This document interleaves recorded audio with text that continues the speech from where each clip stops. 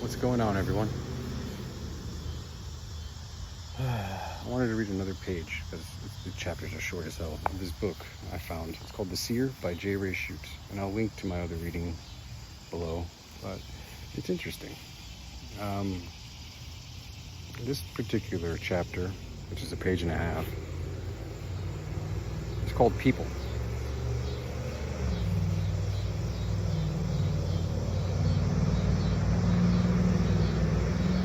Do you know how not fuel efficient that car is? Like, I hate loud cars. I never got the vibe, like, the pool that most of these fucking meatheads like. It's kind of pathetic.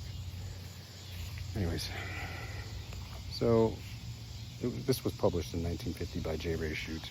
Not sure of his political affiliations, but he was a very spiritual man, and not just like old school Southern Catholic or Bishop Baptist or something like that. He seemed to have an esoteric kind of flair to him, which is, I guess, 1950. There was a big rise in the occult. It was fad during that time, the 30s, 40s. It died down in the 50s, but it's interesting. So we're not going to get into politics because Monroe, North Carolina is sort of weird. I can only imagine it was weirder back then. I digress. This chapter is called People. Wong had lived in his simple cottage by the side of the dusty road for many long years, and it was situated only about an hour's walk from the walls of the city, and much traffic did come and go. But Wong, he enjoyed sitting under the almond tree near the road and watching the many people go by. For Wong, he was old and could not help much in the fields. So he gazed and he sat by the side of the road, talking occasionally with those who passed by. And many were the people from afar off, who trudged along the dusty road, and as they neared the city, their strides lengthened. Nearly always, they would ask, "Is that a great city? Are they friendly people?"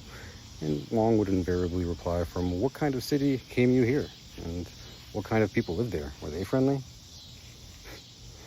And if they answered that they came from a great city, filled with friendly people, then Wong would make an answer, "You go to a great city with friendly people."